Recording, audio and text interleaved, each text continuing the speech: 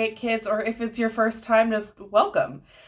This week, we are going to talk about the story of Jesus because it is December, and typically in December, we learn about the story of when Jesus was born. So that's what we're going to be learning. So I want to start with just saying sometimes getting attention can be really hard.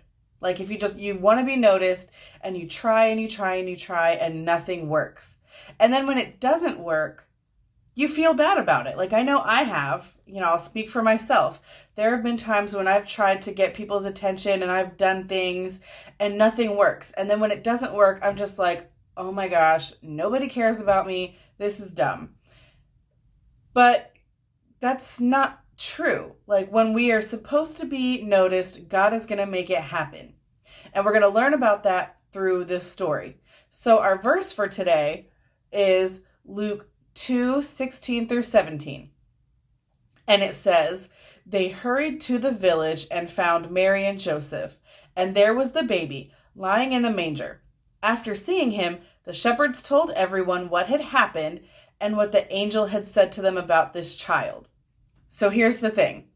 We're going to find out who they are. It says they hurried. So we're going to figure out who they are because they went to see Jesus and then they told everybody about him. So what's going on is Mary and Joseph are Jesus's mom and dad, right? And they live in a town called Nazareth. But the ruler of that time decided that he wanted to take a census. And that just basically means he wanted to count everybody that was under him. So like if I am in charge of a classroom, I would take a census of who is there, or basically like take roll to see who all is there that day. So that's what the ruler was doing with all of the people in this land. He wanted to take a census or basically like take roll to see who all was there, right? And everyone had to go back to their hometown. So Joseph was from Bethlehem. That was where he was from. That's where he was born. But at the time, he was living in Nazareth. So he had to go back to Bethlehem to be counted, okay? So Mary goes with him because they're engaged to be married and she's pregnant with Jesus now. So when he goes back to his hometown, Mary goes with him.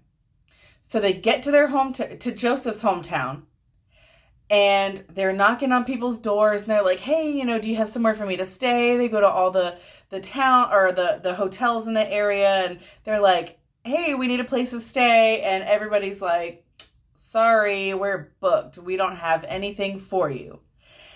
And Mary and Joseph are like, OMG, what are we going to do? Because Mary is about to have Jesus. And they can't be like homeless when they have him, right? So they're going to all these places. They're searching for a place to stay and there's nowhere to go. So they find a barn, okay? And they have to stay in the barn instead of staying in like a regular hotel or a house or anything like that. So they're staying in this barn and Mary has to give birth to Jesus. So she has Jesus in this barn with like animals and stuff, right? And so she takes little strips of cloth to wrap him up in, and then she lays him in a manger. And we hear that story all the time. Like we hear the story of Jesus being laid in a manger.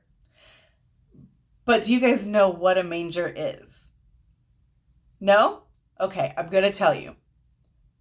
It's what you use to feed animals. Okay? Jesus, our Savior, like King of Kings, Lord of Lords, like that guy had to be laid in like a feeding. It was like a plate for animals. Like he had to get put in where you feed animals. And so like when we're searching for attention and we want to be noticed and we go unnoticed, we don't have to feel bad when we don't get noticed because there was a point in time when Jesus was not noticed. Like he was in a barn, right? So Jesus is born, he's in this manger, and there's a field, and there are some shepherds in this field. And shepherds are people that take care of sheep, okay? So they're in this field, they're doing their job, they're taking care of the animals, and out of nowhere, this angel pops up. And they're like, oh my gosh, what just happened? Like, what is going on? Because like it's nighttime, and I'm pretty sure there was some light shining around him and stuff. And so this angel pops up, and they're scared. And the angel is like, whoa, whoa, whoa, guys, relax, chill, chill. It's fine. I have some really good news for you. So just like stop being scared, focus, listen to me, okay? So the shepherds are like, okay, bro, what's up? And the angel goes on to tell them that the Savior was born. And the Savior just means the person that's going to save everyone, right? And they're like, what? For real? Like, where is he? Like, where is he at? So the angel is like, okay, if you go into Bethlehem, you're going to find him in a barn, wrapped up in strips of cloth, in a manger. And they're like, the Savior is going to be in a barn? In a manger? And the angel's like, chill, just believe me, okay? Just go. Find out for yourselves. Go. And they're like, okay.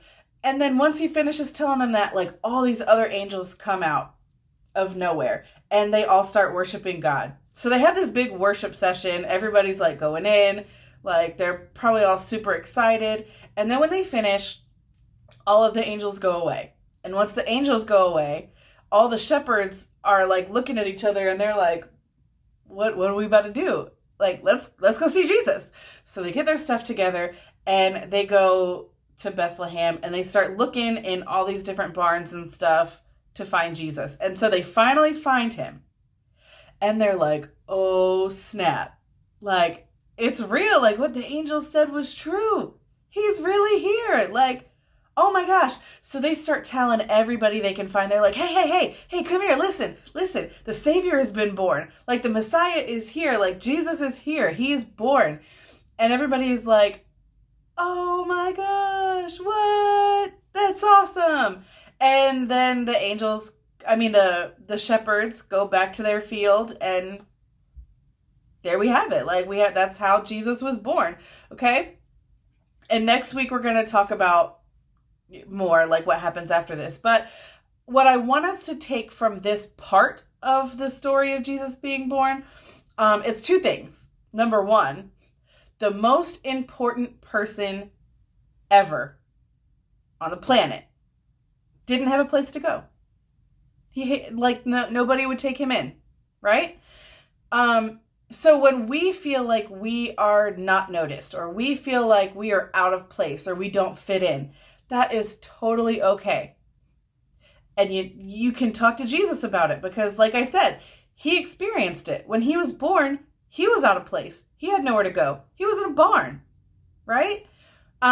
So we're always going to have someone that understands. Talk to Jesus. Tell him how you feel, okay? And then the second part of that is when you're feeling unnoticed and you're feeling out of place, you don't have to worry about it, because God is going to bring attention to you at the right time, okay?